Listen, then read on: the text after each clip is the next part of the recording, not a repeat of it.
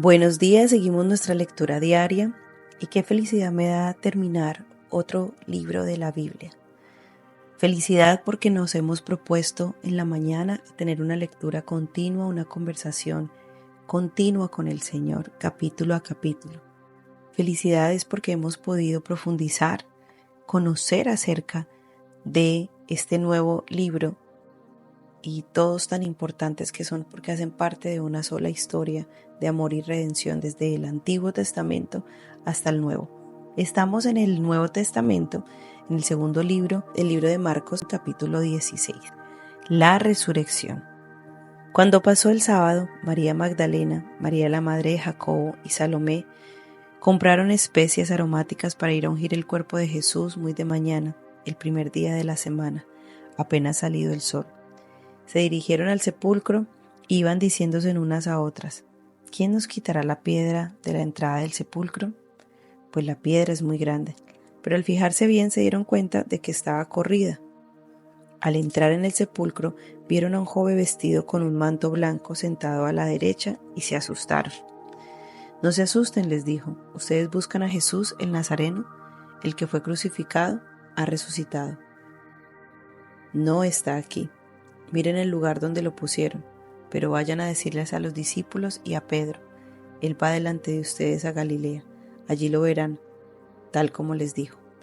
Temblorosas y desconcertadas, las mujeres salieron huyendo del sepulcro. No dijeron nada a nadie porque tenían miedo. Vamos a reflexionar entonces en estas mujeres leales, en lo que acabamos de leer en estos 8 versículos. 3 mujeres se dirigieron al sepulcro de Jesús, no porque tenían la expectativa de que esté vivo, sino porque son y fueron amigas leales. Desean brindar cuidados al cuerpo de su maestro. Se preocupan por saber cómo ingresarán al sepulcro, como acabamos de leer. Y yo creo que es una de las preguntas que cada uno podemos tener, sino que de diferentes maneras espiritualmente no las logramos discernir. A veces vemos el Evangelio y la relación con Dios tan difícil como esa piedra pesada para mover. Pero lo que debe preocuparlas a ellas aún más es la idea de mirar el rostro sin vida de su Señor. Y nosotros en este momento estamos teniendo áreas que están muertas, que no tienen vida. Espero que no sea la espiritual. Porque cuando tenemos ese Espíritu del Señor vivo en nosotros, las otras cosas tomarán vida. Pero aún pueden haber áreas que tenemos secas y que no hemos sido o tal vez obedientes o no hemos sido tal vez sensibles a la voz del Señor y no hemos hecho lo que nos toca de nuestra parte para que Él traiga vida a esas áreas muertas. Aún así, sigamos analizando en el amor que las hace avanzar un pasito a la vez. Aunque es tan fuerte llegar a ver a su maestro muerto, ellas hacen algo que es necesario hacer. Llegan al sepulcro, levantan la vista y lo que ven las deja aún más pasmadas. Como ellas tenían la disposición de honrar al Jesús muerto, Dios les permite que sean las primeras en enterarse de la resurrección de Jesucristo. Y esto es muy importante y es la reflexión para ustedes esta mañana y para mí. Es mi petición que podamos ver esa resurrección de Cristo en nosotros, ese milagro, esa vida que Él trajo, esa restauración de la relación con el Padre, el vivir el momento más grandioso de la historia. Ellas fueron testigas porque ellas se dispusieron a ese trago tan amargo de verlo muerto. Y yo pido esa mañana que nosotros seamos así de leales con la palabra, con nuestra fe, con el Señor, para que podamos ver esos milagros, para que podamos ser testigos de primera mano. Padre, te pedimos esta mañana que podamos experimentar esos milagros de primera mano, los que tú no has dejado nunca de hacer, porque diario te levantas a entregarnos milagros empezando por nuestras vidas. Te lo pedimos en el nombre de Jesús. Vamos a estudiar la segunda parte de el capítulo de Marcos, que es a partir del versículo 9. Es como un plus.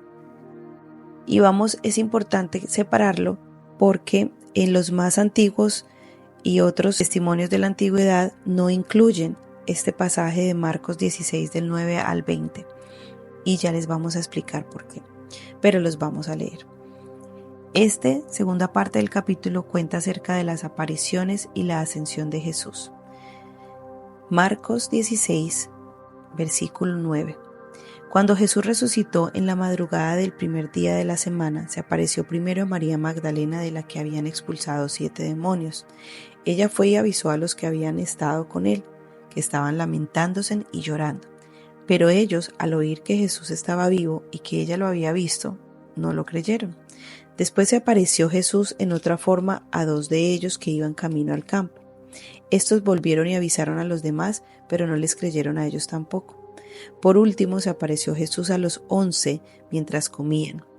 Los reprendió por su falta de fe y por su obstinación en no creerles a los que lo habían visto resucitado. Les dijo: vayan por todo el mundo y anuncien las buenas nuevas a toda criatura. El que crea y sea bautizado será salvo, pero el que no crea será condenado. Estas señales acompañan a los que crean. En mi nombre expulsarán demonios, hablarán en lenguas y tomarán en sus manos serpientes. Y cuando beban algo venenoso, no les hará daño alguno.